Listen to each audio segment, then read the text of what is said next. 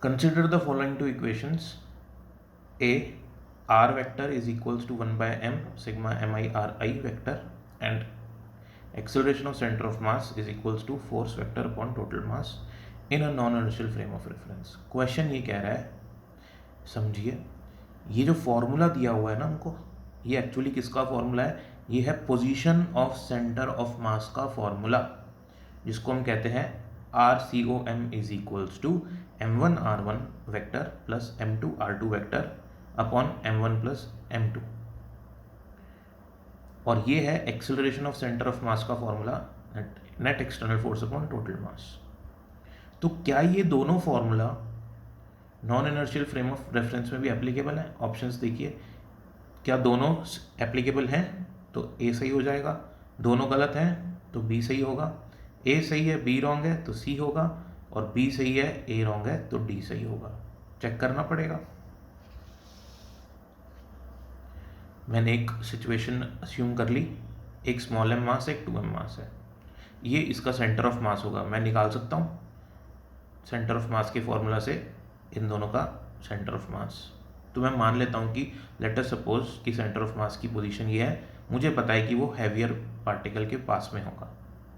अगर कोई बॉडी जो कि इनर्शियल फ्रेम ऑफ रेफरेंस में है, यानी कि रेस्ट पे है, वो इसको ऑब्जर्व कर रही है, तो सेंटर ऑफ मास यहीं पे दिखेगा इसको।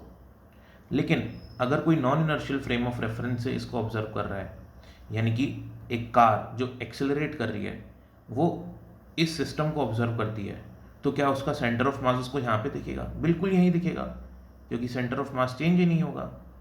ठीक है, इसकी जगह आप ऐसे भी इमेजिन कर सकते हैं, अगर कोई बॉडी एक्सेलरेट हो रही है और यहाँ पे क्रिकेट बैट पड़ा हुआ है, तो सपोज ये क्रिकेट बैट का लोअर पार्ट है, ये क्रिकेट बैट का हैंडल है, तो इस एक्सेलरेटिंग बॉडी को सेंटर ऑफ मास वहीं दिखेगा जहाँ एक्चुअली है। तो यानी कि जो सेंटर ऑफ मास की पोजीशन है वो इनर्शियल फ्रेम हो या नॉन इनर्शियल फ्रेम हो, इस पर डिपेंड नहीं करती। ठीक है, तो इसलिए मेरा ए सही हो जाएगा। तो ये वाली जो इक्वेशन हमने देखी है ये इक्वली अप्लाइड होती है इनर्शियल और non inertial frame of reference पे। ओके, अब देखते हैं बी वाला ऑप्शन। बी वाले ऑप्शन के अंदर मैं एक और कंडीशन ले लेता हूँ, ये आप देख सकते हैं। फिर से ये पर्सन है रेस्ट पे, इनर्शियल फ्रेम ऑफ रेफरेंस मान लेता हूँ।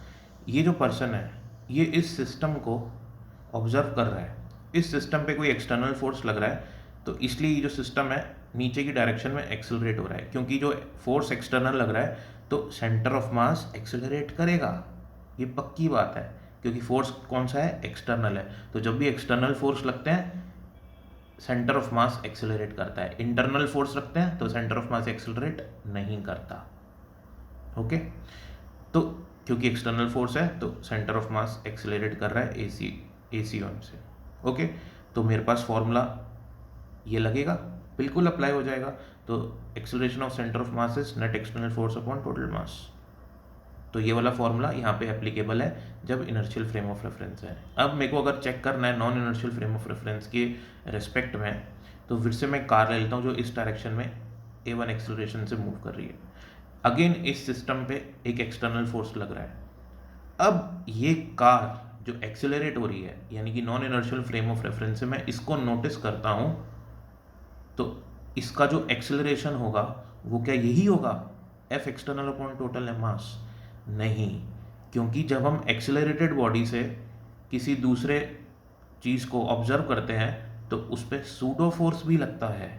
तो इसलिए जो इस सिस्टम का एक्सेलरेशन ऑफ सेंटर ऑफ मास होगा वो F एक्सटर्नल अपॉन टोटल मास के बराबर नहीं होगा, क्योंकि यहाँ पे सूडो फोर्स भी लगेगा इस सिस्टम पे। तो इसलिए जो बी वाला ऑप्शन है, ये देख सकते हैं, ये जो बी वाला ऑप्शन है in a non inertial frame of reference, ये वैलिड नहीं है।